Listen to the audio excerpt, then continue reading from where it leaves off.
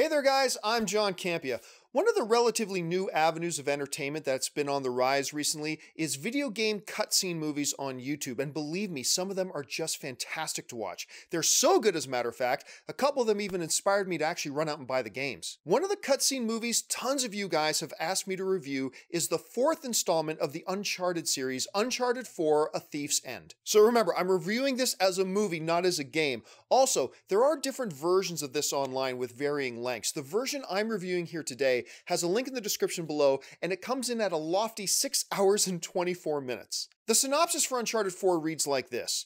Set 3 years after the events of Uncharted 3, Drake's Deception, Nathan Drake has presumably left the world of fortune hunting behind. However, it doesn't take long for adventure to come calling when Drake's brother, Sam, resurfaces seeking his help to save his own life and offering an adventure Drake can't resist. The basic gist is that after Nathan has been retired and is trying to live a normal life with his now wife, Elena, his long-lost brother Sam, whom he thought was dead, reappears after being gone for 15 years. Sam entices Nathan to go on one more grand hunt to find the treasure of the infamous pirate Captain Avery that the two Drake brothers have been seeking since they were basically children. Right off the bat, let me tell you, as a piece of narrative entertainment, the Uncharted 4 cutscene movie is absolutely amazing. It honestly plays like a great 8-episode Netflix series. The story is so good, the characters felt real, the twists are legitimately well executed, the mystery draws you in as a viewer into the movie. I mean, I don't know what else to tell you. This thing is great. Let's start with the visuals.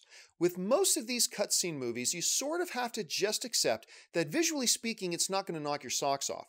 After all, it's just a video game cutscene. However, the quality of the animation work here is certainly good enough that I forget that I'm watching animation. I mean, don't get me wrong, I'm not saying it's Pixar level stuff or anything like that, but for a cutscene movie, it certainly excelled. The faces were expressive, the landscapes were breathtaking, the architecture was beautiful. Just bottom line, it allowed me to get lost in the story, and that's what good visuals and animation does.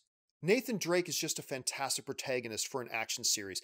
He's got an Indiana Jones humor about him, but there's something really authentic about him too. He doesn't come across as a movie hero. He just comes across as a good man who also just happens to be really good at adventuring. He's flawed, far from invulnerable, and not the biggest badass on the block like most action heroes are portrayed.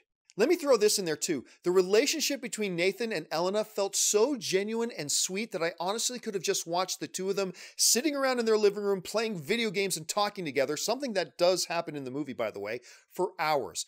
The chemistry is solid, and it doesn't feel forced like so many love interests do in a lot of other action movies. The story also bounces back and forth a bit between the main story, the hunt for Captain Avery's treasure, and a sub-story that flashes back and forth in time exploring the history of Nathan and his big brother Sam and the event that set them on their lifelong path of being treasure hunters. The two stories weave so seamlessly together and actually contribute to each other in such a perfect way that I kept having to remind myself that I wasn't actually watching a Hollywood movie. I will say that the one thing that bugged me a little bit was that it seemed to drag on just a little bit too much. What I mean by that is that the heroes get to the place they think the treasure is, only to find out it's just the next step in getting to the real treasure. So they go to that next place, and the same thing happens. And that's repeated about 5 times in the movie. Again, let me talk for a second about the story. So good.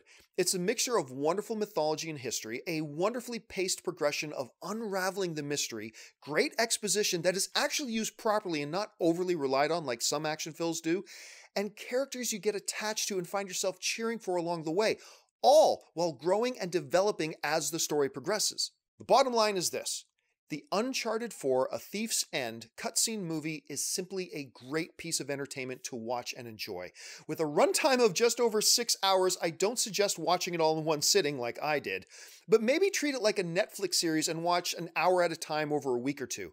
It really does play like a great season of television. So that'll do it for my review, guys. The important thing here is this. What do you guys think of the Uncharted 4 cutscene movie? Have you watched it? Did you play the game? And listen, if you enjoy these little cutscene movie reviews that I do, let me know in the comments what you think the next one is that I should review. While you're here, subscribe to this YouTube channel, make sure you click on the thumbs up button, and follow me on Twitter just at John Campea. That'll do it for me, guys. Thanks for joining me, and until my next video, bye-bye.